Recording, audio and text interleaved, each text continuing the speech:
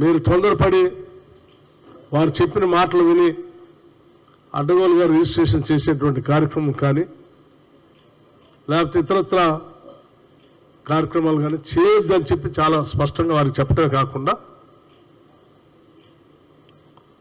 అలాగే దాంతోపాటు ఇంకో అంశం కూడా ఉంది. రాష్ట్రంలో రైతు బంధు ఇస్తామని చెప్పి ఆ రైతు బంధు కోసం ఇవ్వకుండా ఎన్నికలు కోడ్ వచ్చేంతవరకు కావాలని తాత్సర్యం చేసి అది రాకుండా చేసి మళ్ళీ ఎన్నికల కోడ్ ఆపిందనే ఒక అపవాదం కూడా ఎన్నికల కమిషన్ మీదనో లేకపోతే ఇంకో రకంగానో వాళ్ళని మోసం చేసే కార్యక్రమం మనందరికీ తెలిసిందే. వాటితో పాటు ఇప్పుడు ఈ రాష్ట్రంలో కాంట్రాక్టర్లకి ఈ 4-5 రోజుల్లోనే బిల్లులు సరిగా చేశారో లేదో తెలియదు పనులు, కానీ వారికి వనరులు సమకూర్చినటువంటి కాంట్రాక్టర్లకి పనులు చేసినా చేయకపోయినా ఏదో రకంగా బిల్లులు పెట్టించుకొని వేల కోట్లు వారికి నచ్చినటువంటి కాంట్రాక్టులకు బిల్లులు రిలీజ్ చేస్తున్నట్టుగా తెలుస్తూ ఉంది. సో ఈ 2 అంశాలపైన ఇది రాష్ట్ర ఎక్స్చెక్కర్కి భారీగా జరిగేటువంటి నష్టం.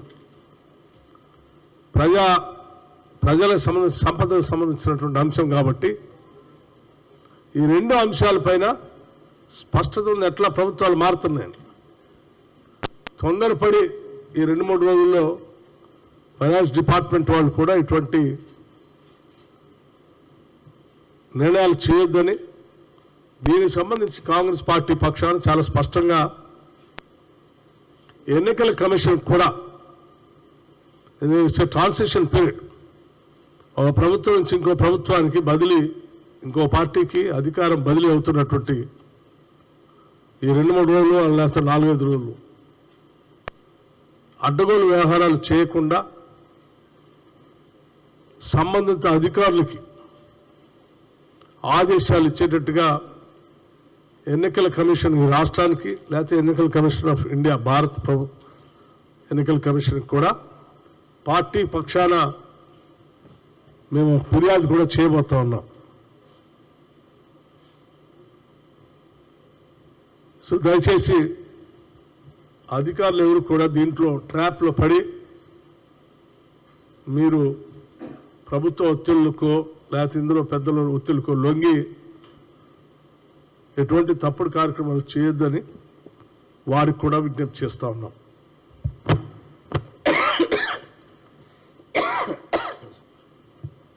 సారీ. అలాగే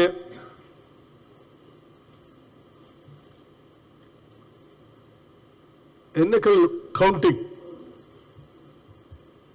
ప్రక్రియ జరిగేటప్పుడు రాష్ట్ర వ్యాప్తంగా ఉన్నటువంటి కాంగ్రెస్ కార్యకర్తలకి నాయకులకి కౌంటింగ్ ఏజెంట్లకు పోయేటువంటి వాళ్ళకి మరీ ముఖ్యంగా చాలా అప్రమత్తంగా ఉండాలని మీ ద్వారా అందరికీ విజ్ఞప్తి చేస్తూ ఉన్నాను. గత ఎన్నికల సందర్భంలో కూడా కొన్ని చోట్ల కాంగ్రెస్ పార్టీ అభ్యర్థులు గెలిస్తే కూడా గెలవలేదన్నట్టుగా ప్రకటించేసి కాంగ్రెస్ పార్టీ అభ్యర్థుల ఓటమిని ప్రజలు చూపించినటువంటి దాఖలాలు కూడా ఉన్నాయి మనకు. ఉదాహరణకి ధర్మపురిలో కానీ లేకపోతే హుజూర్నగర్లో కానీ లేకపోతే మంచిర్యాలలో కానీ ఇటువంటి కొన్ని స్థానాల్లో కోర్టులో కూడా కేసులు వేసి అవి ఎన్నికల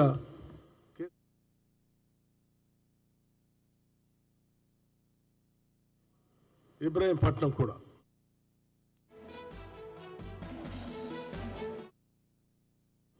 అతి తక్కువ మార్జిన్లో. సో ఇటువంటి ఈరోజు పూర్తి అధికారాన్ని కోల్పోతున్నటువంటి బీఆర్ఎస్ పార్టీ